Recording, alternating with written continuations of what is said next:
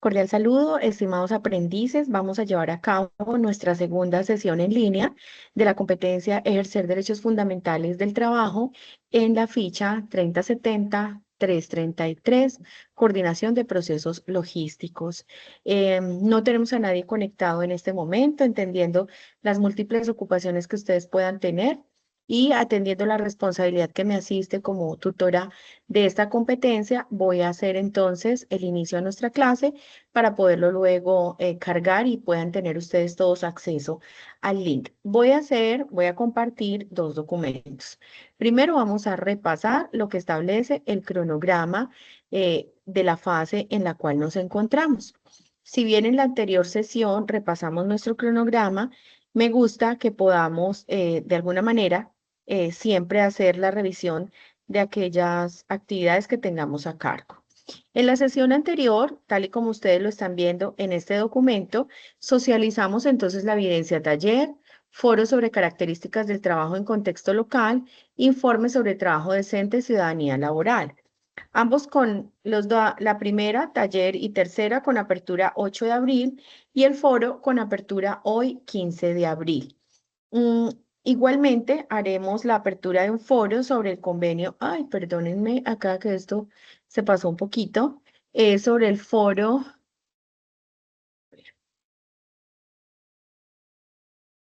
sobre el convenio colectivo del trabajo y la libertad sindical, apertura hoy.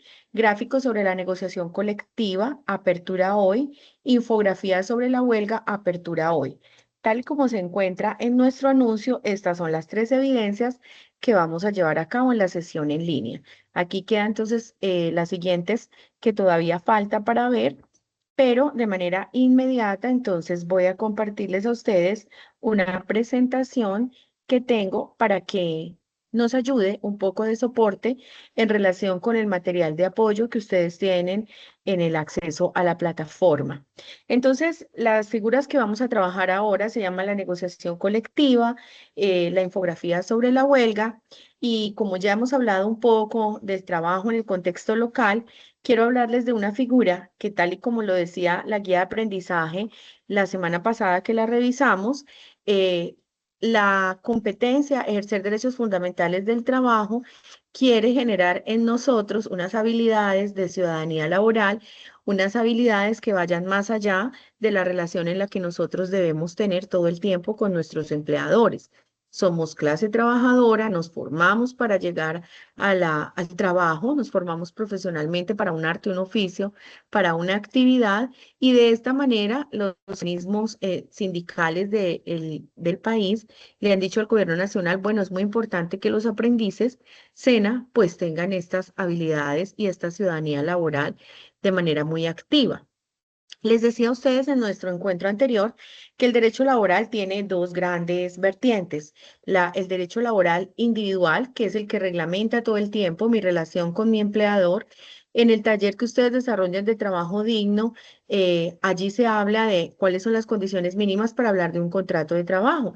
Es cierto que nosotros firmamos contratos de trabajo de manera individual, pero también es cierto que nosotros nos encontramos dentro de la organización para la cual nosotros vayamos a trabajar con unos compañeros, un colectivo, ¿cierto? Un grupo de personas que coinciden conmigo en cuanto a tener un contrato firmado, en cuanto a unas actividades que desarrollan y por tanto entonces el derecho laboral en su segunda vertiente contempla el derecho laboral colectivo como la protección entonces que tienen todas las personas de la organización empresarial para que se unan, para que se asocien y para que hagan valer sus derechos. Entonces, quiero contarles un poquito, repasemos un poquito sobre el tema del sindicalismo en la actualidad colombiana. Entonces, es oportuno manifestar que el sindicalismo se conoce como un movimiento social y laboral que busca proteger los derechos e intereses de los trabajadores. Han debido enfrentarse a situaciones desafiantes como la violencia y la estigmatización, pero también cuentan con grandes logros sindicales en defensa de la justicia social y la dignidad de los trabajadores. Muy seguramente escuchamos en el día a día, en las noticias, hoy nomás había un paro nacional del magisterio. Recordemos que el magisterio, o sea, este grupo de educadores que hay a nivel país, son una fuerza importante que tiene nuestra nación. Y esa es una fuerza para la defensa de sus derechos, pero que contribuyen grandemente pues, en la formación de seres humanos en el día a día. La gran mayoría de los colombianos hemos pasado por un aula de clase, desde la primaria, luego pasamos a la básica secundaria. Ahora, por ejemplo, ustedes que están en estos ambientes virtuales, pues también están en un proceso de formación. Pero esa parte inicial que está a cargo del público, pues bueno, ellos se hacen escuchar, ellos paran un país, lo hemos podido notar en algunos momentos, en unas oportunidades anteriores. Entonces, por ejemplo, hoy teníamos la prueba de lo que es una marcha sindical y de lo que podríamos decir un paro o una huelga, ¿cierto? Siguiente figura que también vamos a tratar. Entonces, ¿qué más sabemos del sindicalismo o qué tanto conocemos del sindicalismo? Podríamos plantearnos tres interrogantes muy básicos. ¿Cómo se forman y se formalizan los sindicatos? Si tienen alguna protección legal, la conformación de los sindicatos y si sabemos de pronto cuándo se creó el primer sindicato en Colombia y qué buscaba proteger o a quién buscaba proteger. Entonces, ¿cómo respondemos estos interrogantes?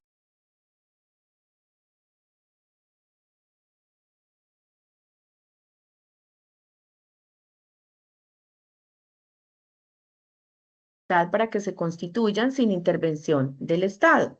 Aquí les sugiero que se apoyen un poco en la lectura del artículo de la Constitución. Ustedes saben que ahorita en Google, a través del celular, podemos encontrarlo para que ustedes entiendan un poco, lo decíamos en nuestro encuentro anterior, todo el marco normativo tiene una gran carta a la que nosotros acudimos que se llama la Constitución Política. En 1847 se creó el primer sindicato en Colombia, cuando la Sociedad de Artesanos en Bogotá busca lograr el aumento de los impuestos de aduana para que los productos locales puedan o pudieran competir con los importados. Un poco lo que escuchamos ahora de los aranceles entre los países, lo que vive en nuestro propio país. Miren desde la fecha en que se está dando, 1847. Por lo tanto, no es una figura nueva, no es una figura sin fundamento, por el contrario, tiene mucha estructura. Quiero compartirles algunos sindicatos que conocemos y que he encontrado.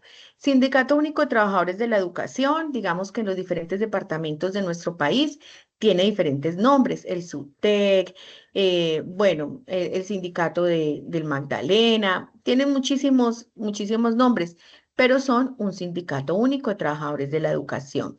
Hay uno que se llama ANEC, que es el sector salud.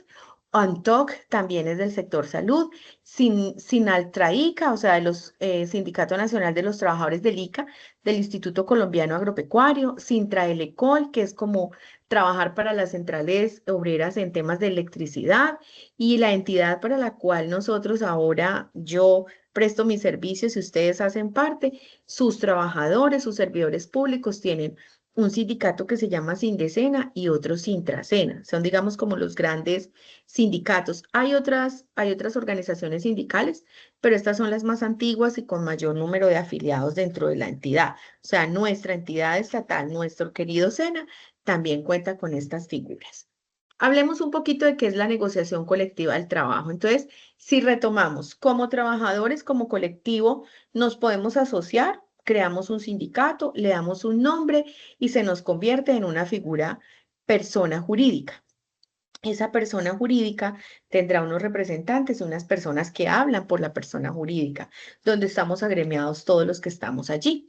Entonces hay una figura que se llama la negociación colectiva del trabajo y dice que es un diálogo social donde ambas partes buscan llegar a acuerdos colectivos que regulen aspectos como, por ejemplo, los salarios.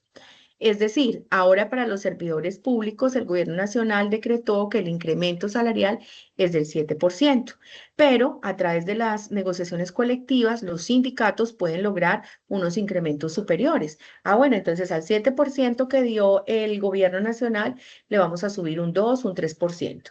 Todo esto depende, por supuesto, del presupuesto de cada entidad, pero si la entidad tiene un buen presupuesto y si puede dar beneficios a sus trabajadores, pues eso es lo que se llama la negociación colectiva de trabajo y eso es lo que busca precisamente esta organización. Entonces, regula aspectos como salarios, como jornada laboral.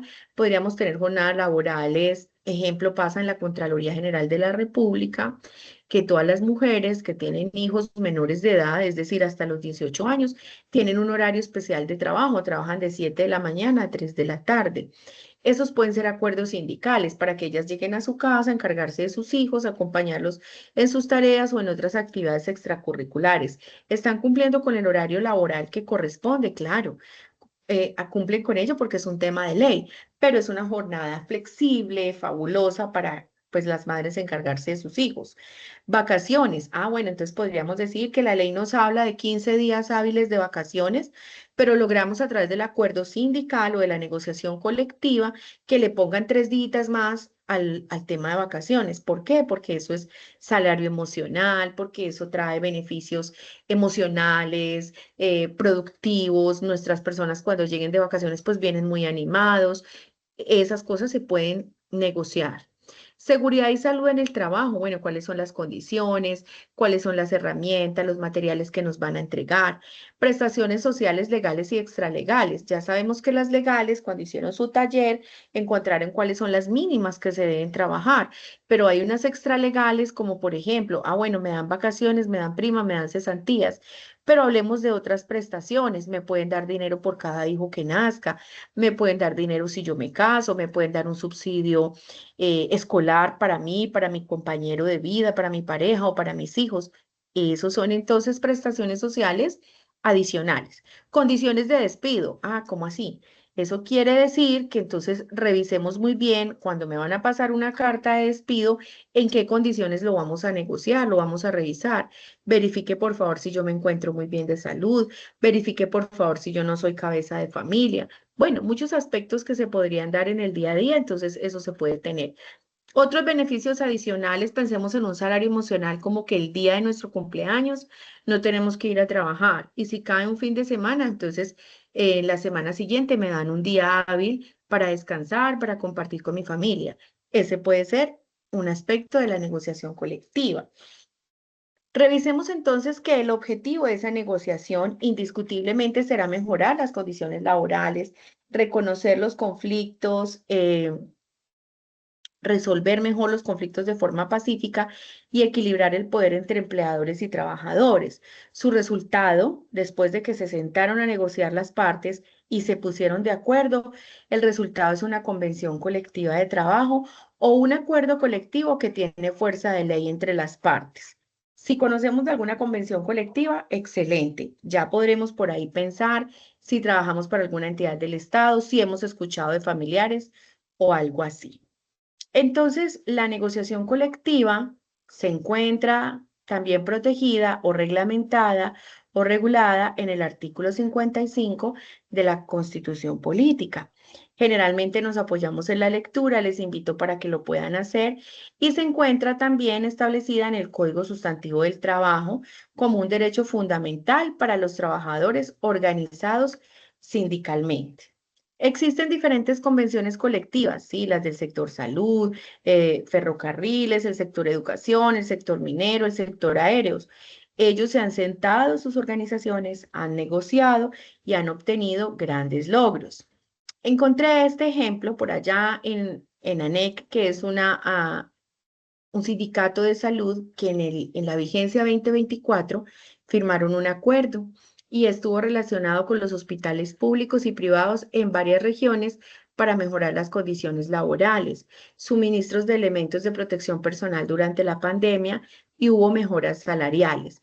Podríamos pensar que ya durante esta vigencia fue suficiente, ya han pasado 2 años más y seguramente de allí muchos puntos pueden persistir o han firmado otros puntos que también les favorezcan.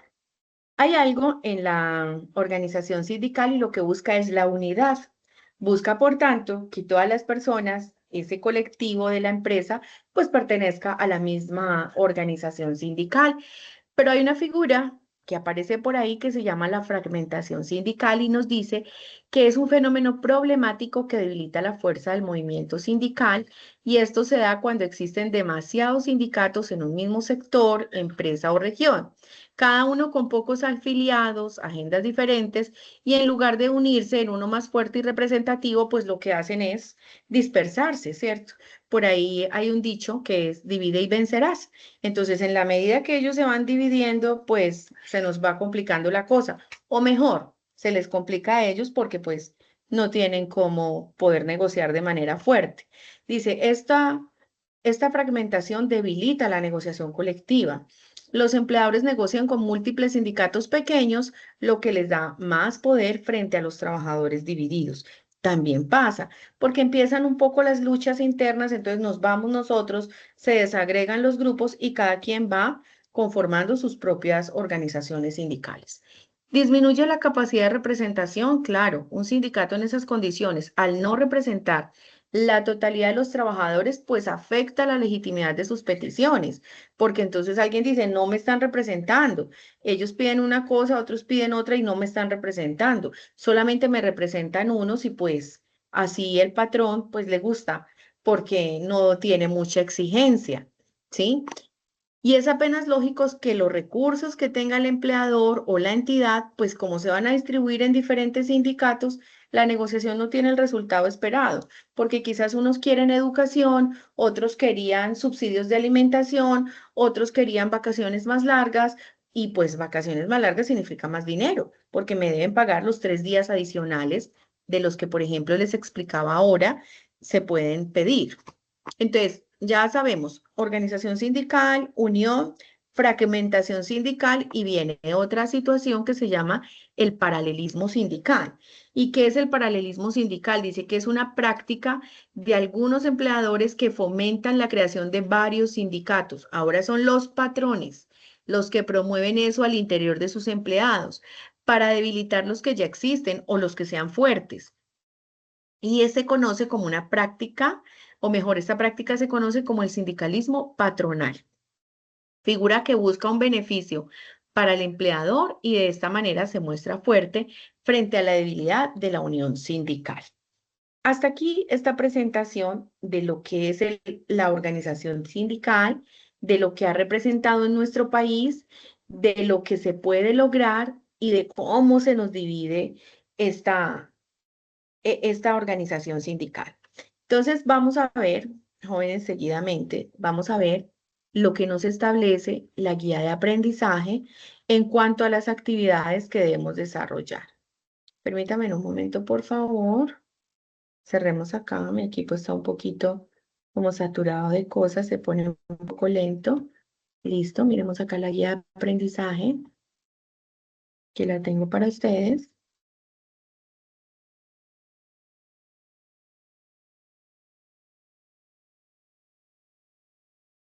Esperemos que cargue. Vamos a negociación colectiva, vamos a buscar.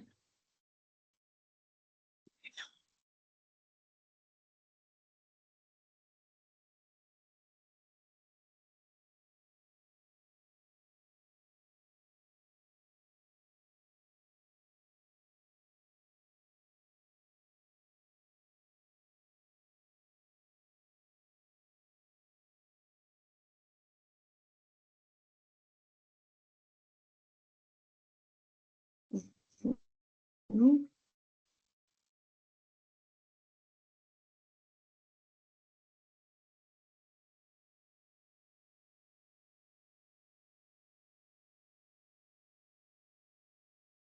Bueno, entonces repasemos acá que nos dice la guía de aprendizaje para nuestras evidencias analizadas el día de hoy con apertura el día de hoy. Dice foro sobre el convenio colectivo del trabajo y la libertad sindical. Entonces, como lo decíamos ahorita, al lado de los derechos individuales, existe otra categoría de derechos que ya no toca solo con la persona que presta sus servicios personales de manera subordinada, sino también con las garantías y derechos tendientes a mejorar las condiciones de los trabajadores como agrupación. En general, el derecho de asociación es la prerrogativa de la que gozan todos los individuos de unirse y organizarse para defender, alcanzar intereses y por tanto hay diversas formas de asociaciones, cooperativas, sociedades mercantiles, ONG. El derecho colectivo del trabajo, recuerden la segunda vertiente que tiene este derecho laboral garantiza el derecho de asociación sindical. Ya les hablé un poquito desde cuándo viene ese movimiento, 1847, y es quizás una de las expresiones más importantes del derecho de asociación, pues regula las relaciones entre los trabajadores o empleadores organizados con los demás sujetos del mundo del trabajo y la sociedad en procura de lograr relaciones de trabajo justas que reivindiquen la dignidad humana y el progreso social. De esta manera, entonces, vamos a participar en el foro con las siguientes interrogantes. ¿Qué opina de la organización de datos? ¿Qué es un convenio colectivo de trabajo? Recuerden entonces que es como ese documento escrito, producto de la negociación colectiva. ¿Qué es un conflicto de trabajo? Ahí les invito a que vayan a su material de apoyo. ¿Cuál es la definición de la libertad sindical? Ya vimos ahora, yo puedo llegar a cualquier organización, pero la libertad también es, yo puedo agruparme, yo puedo hacer parte de o crear una organización sindical. ¿Cómo construir conciencia para una mejor comprensión de la libertad sindical? Va más allá de solamente los intereses individuales, sino de los colectivos. ¿Cuáles son los fines del sindicato? ¿Cómo se clasifican los sindicatos? ¿Y cuál es la importancia de la organización sindical para la democracia?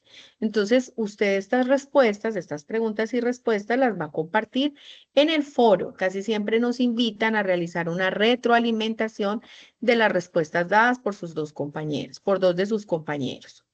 La evidencia será entonces la participación en el foro. Ahora viene un gráfico sobre la negociación colectiva. Ustedes a estas alturas de su formación, pues han entendido muchísimo y han avanzado muchísimo en la forma en cómo se entregan las evidencias. En este gráfico sobre la negociación colectiva, entonces nos dicen que realicemos la lectura del componente formativo negociación colectiva. Hay unos videos y unos documentos anexos y ustedes van a entregar un gráfico. Recuerden que lo pueden hacer a través de de una herramienta digital, lo pueden hacer a mano y lo digitalizan.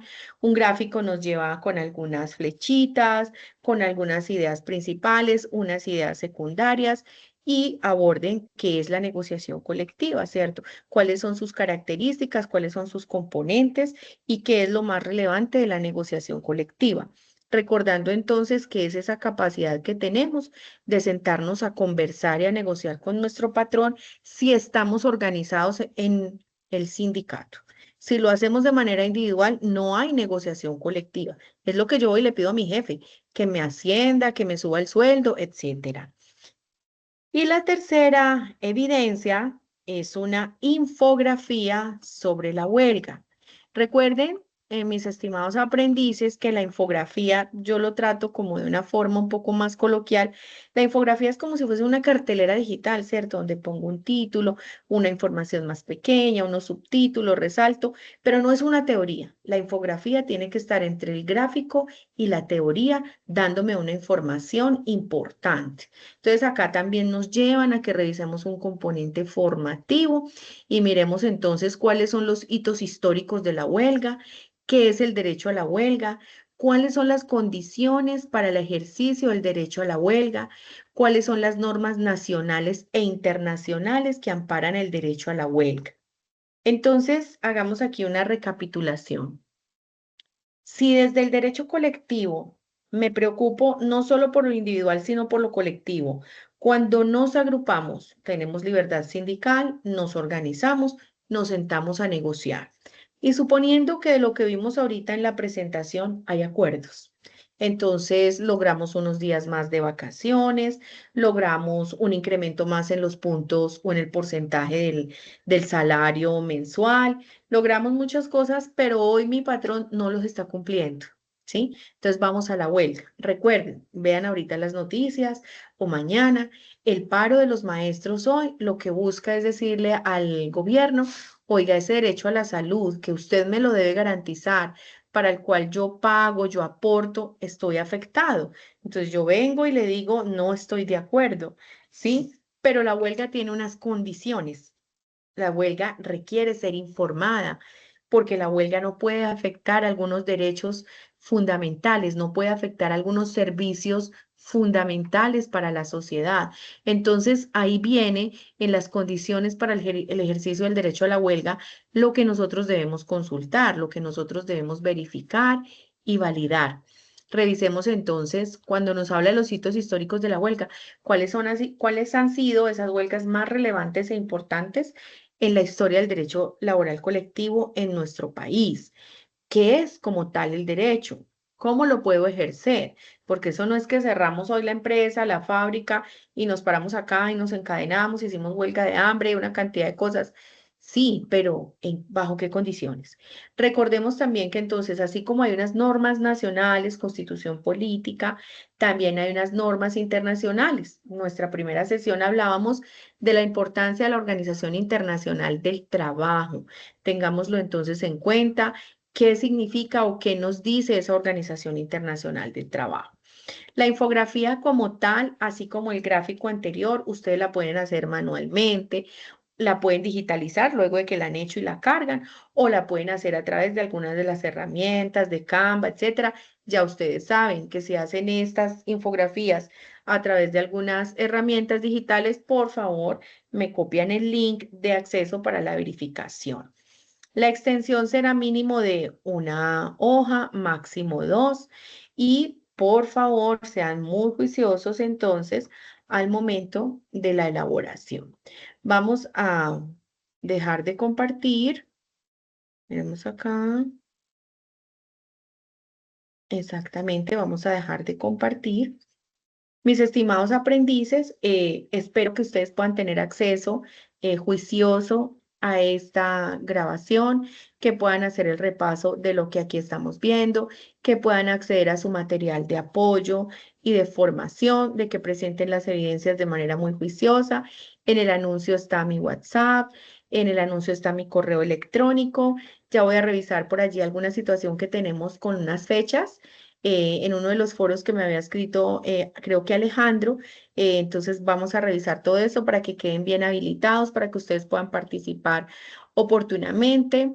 Mucho ánimo, sé que tienen diversas competencias a la vez, pero entonces lo vamos a lograr. Estoy muy atenta a lo que ustedes puedan necesitar y bueno, les envío un abrazo fuerte, muy juicioso. Recuerden que la disciplina es la clave del éxito en esta clase de formación virtual, porque ustedes deben gestionar de manera muy responsable todo este trabajo, lograrlo y hacerlo de la mejor manera. Así que un abracito y quedaré muy pendiente de que lo puedan hacer de forma muy, muy juiciosa. Un saludo especial para todos.